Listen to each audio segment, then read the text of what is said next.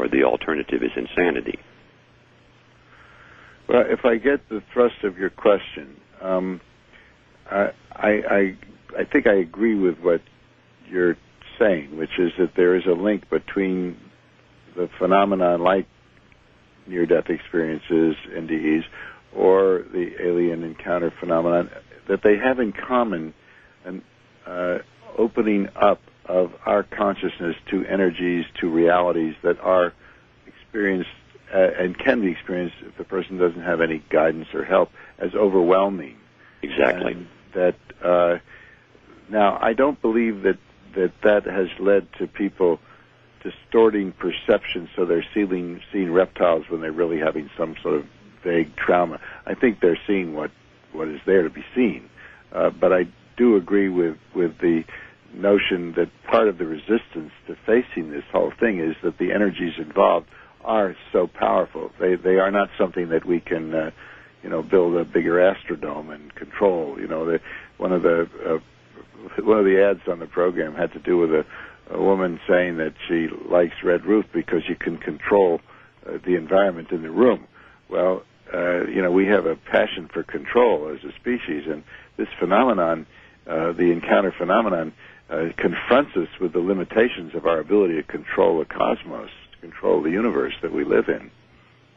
I'm continually impressed with how we appear to be so locally conceited in our interpretations, whether it's in Rorschach photographs from the Mars Explorer. We have a tendency to make things so local, so within our realm of knowing, when someone in science, I don't know who, said nature is far more strange than we can possibly imagine. Oh yeah, I think we want to make it manageable. We don't want to face the mysteries, but the whole fact that we're here at all and where we're going when we die, there's nothing but mysteries, and I think life's a lot more exciting when we open to the mysteries, but I'm biased in that direction. Absolutely. Well, thank you both. Thank you very much, and take care. I'm certainly biased that way myself, and that's another one of the great societal denials, and that's death itself. It's one of the greatest of all, isn't it?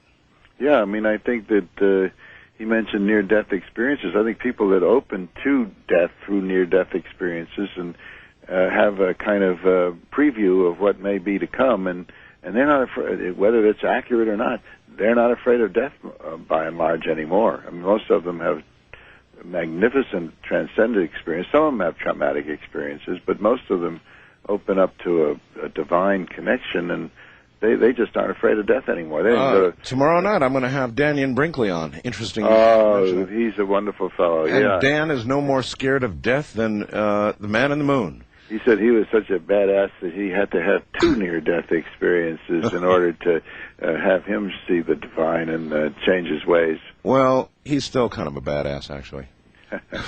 Good for him. West of the Rockies, you're on the air with Professor Mack. Hello.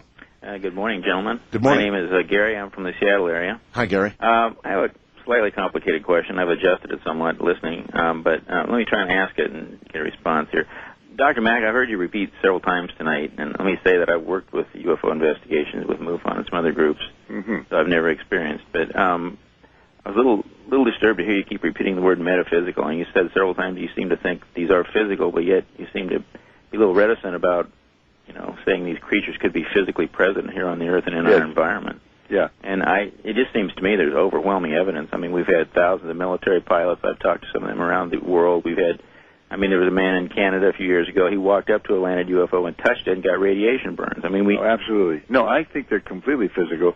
I'm just saying that they also open us to other dimensions, and that if you look at a multidimensional universe, or you look at the higher realms of reality, spiritual realms, the three-dimensional world is contained within those multiple dimensions. Oh, absolutely. And I think anyone with a higher intelligence coming here would have to be aware of that and would, obviously be far ahead of us there. It just seems to me at this point we have these poor witnesses out there all by themselves. They have no one in our officialdom supporting them. And as you said, it's a huge ontological shock to them. Huge. I've talked to them. And it just seems to me what we should all be striving for at this point is, while examining the metaphysical interaction, I think we need to be striving to get our society to admit out in the open officially that these things are here. and so that these poor witnesses can have some support, and maybe it would, that would shock our society into a paradigm shift.